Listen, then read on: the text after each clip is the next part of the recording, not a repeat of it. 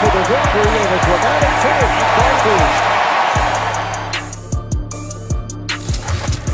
Guys, I'm confused. Is Kevin Durant coming back from an Achilles injury? Because I can't tell. Dropping 30 against the reigning MVP, the highest paid player, and that would be Giannis and the Bucks. The Nets won. Kyrie didn't play, missed his seventh straight game. Personal reason, should be back Wednesday. Stephen A., what do you make of KD's return so far? How impressed are you? Kevin Durant is going to win league MVP honors. When this season is over, Kevin Durant is going to be crowned, excuse me, 2 awards. He's going to be named the league MVP, league's most valuable player, and he's going to be crowned the comeback player of the year. He's going to win 2 awards. Both of them are going to belong to him. You can book it. You can't put in, I try, I mean, you know, we're wordsmiths here, we're a bit loquacious, this is what we do for a living, but it's kind of difficult to put into words what we're witnessing transpire. Brooklyn Nets have won 4 straight, by the way. Kevin Durant is averaging 30.6 points per game on 54% shooting from the field, 48% from three-point range, and 87% from the free throw line. And these are only his first 11 games back after an 18-month layoff. Looking fresh. From an Achilles tear. I'm going to repeat that. An 18-month layoff after an Achilles tear. And the 30 that he's averaging ain't 6 months into the season. It's the first 11 games. It's unreal. This dude is just on another level. Kevin Durant is winning the league MVP because Brooklyn is going to be one of the top 3 seeds in the Eastern Conference. And whatever James Harden does, this is what's so incredible about Kevin Durant. If Kevin Durant suddenly starts averaging less and shooting less from the field, he won't even be blamed. They'll look at Kyrie first. They'll be like, what the hell's going on here? I mean, and by the way, they'll look at Kyrie because initially you were looking at Harden, but it wasn't no problem because what has he been doing since Harden arrived in the first 2 games? So the minute Kyrie ultimately gets back, if KD is compromised in any way, folks are going to be looking at somebody other than him. He's winning league MVP and comeback player of the year. Do you remember The Last Dragon with Bruce Leroy and Show Enough? That's right. When they got the glow? That's right. That's KD right now. He's got the glow. He's like, Guys love that movie. Listen. When I say who's the baddest, you say Show Enough. Yeah, that's what he is right now. He steps on the court. He's got a glow around him. It's unbelievable. Like those numbers, what were they? 48%? 48% from 3. 87% from the free throw line, 54% from the field, averaging 30.6. To say nothing of his passing. Like, you know, KD's becoming that. Look, he's amazing. Oh, Matt, Here's one more thing. Yeah. He's only averaging 19 shots a game. Yeah, right. He's doing super efficient. 19 shots a game. He's unbelievable off an Achilles. He's amazing. Thing about it is James Harden rolled out of bed, as I said, looking like a hot mess, showed up fat, gave him a triple-double with 30 points. 32. Yes. 32 points in the triple-double. 32, 14, and 12. So he's got that old man YMCA game, you know, like James Harden's skills are up. Right. Special. So what happens is, look, LeBron and AD, we saw this last year. They both balled out of control. They split the vote, right? Neither one wins MVP, even though obviously one of them, LeBron, was the best player in the league. I think KD and Harden are going to split the vote. I also think that there's another guy, and look, MVP is usually 1 or 2 seed in either conference, right? So top 4 seed in the NBA. Usually it's that. But I'll say this. Luka Doncic is capable of averaging 30 with a triple-double through the course of a season. And if you saw Kristaps Porzingis last night play the second of back-to-back, which he's not even supposed to do. Right. He's looking good already. And the Mavericks are under 500 right now because they're playing without half their team because of COVID protocol. Maxi Kleber and Finney Smith and all these guys. The Mavericks get hot, which I think they will. Porzingis stays healthy. I think Luka's going to get the MVP because it's not like Porzingis is going to peel away votes. Luka's got a shot. He's averaging 27, 9, and 9. Let's not forget that. Luka's averaging 27, 9, and 9. Only shooting 28% from three-point range, 46% from the field. 75% for the free throw line. But here's the bottom line. He ain't coming off an Achilles. KD is. James Harden has no shot at the league MVP. We all know he's phenomenal. We all know he's great. And I like him personally. And I think that, people tried to get on him and give him too bad of a rap when all he wanted to do was get out of Houston. But let me say this to you. Because of how he departed from Houston, and how he was looking at that time, those MVP votes will be held from him because they will be credited to Kevin Durant. The fact that Kevin Durant is with him has him looking better. Kevin Durant has this, the way he's playing right now, if he continues to play, he has this on lock because of what he overcame and how he's playing in spite of it. Here's the thing about MVP. Really, there's an MVP of the finals. More than Dallas, there's an MVP of the finals. There's an MVP of the regular season. Right. But really, by the end of the finals, we know who the best player in the game was that year. Even if KD wins the MVP, it doesn't mean it. It doesn't really mean anything unless he can lead his team past LeBron's. Like, the question is, who's the best player in the world? That's a separate argument, but that's really what KD can prove this year. Well, that's a different category. But in terms of MVP being most valuable, when you consider what James Harden, where he came from, what he came to, the dysfunction that reeked, Kyrie Irving, the distraction, the fact that Kevin Durant is balling and they're winning games. By the way, if that continues, he ain't losing no MVP award. Last thing about Luka, Luka's not really in shape yet, and he's already playing much better defense than he's ever played, and the Mavs are a good defensive team. He's a future Over MVP. The course of this season, let's see how it all shakes out. He's global. He's a future MVP. There is no question. Let's we ain't roll. getting it this year. I'm to close the deal. We talking about Kevin Durant. Let me tell you something right now. I mean, are you were worried, Max Kellerman. You never questioned the game of Kevin Durant. You never did that. You were never that sacrilegious. You were never that blasphemous. You were never that. You never committed such a heinous act. But you did bring in the question. You did act like you were the modern day orthopedic surgeon or something like that. I mean, you did act like one of those dudes. I mean, I've never seen anybody come back from this injury. I mean, you see that, Molly? Yeah. You see that? It's Achilles tear. I mean, nobody's ever done it. And I said to you, Max, it ain't Dominique Wilkins, man, even though he came back from it pretty nicely at one point. We threw out WNBA players for you that came back. His athleticism. It ain't Russell Westbrook. It ain't somebody like that. We're talking about a sniper, an elite sniper, the likes of which this game has never seen. Molly, I will remind you that the leading scorer in NBA history ever is Kareem Abdul-Jabbar. Yeah.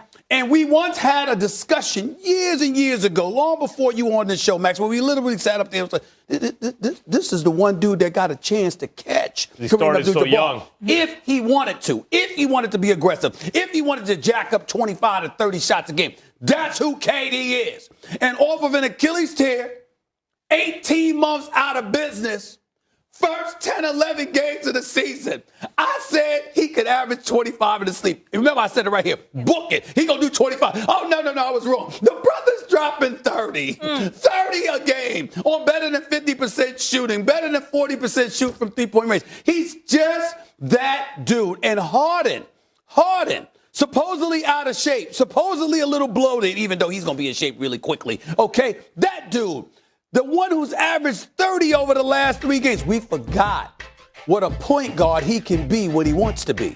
How he can be unselfish. How he's willing to pass the ball. How he's not willing to dribble the ball 12 times before taking a shot. We are seeing James Harden put on a show. Let me tell you something right now. This is the Eastern Conference. And no matter what anybody says, the East ain't the West. Even though it's a little stronger, it's not the West. Of course, Brooklyn could come to the finals with I ain't say they can win the chip because the Lakers waiting for you with Anthony Davis and LeBron. So you might need Kyrie for that. But to get to the finals, they don't even need Kyrie. Kyrie could take the rest of the year off, and Brooklyn will go to the finals.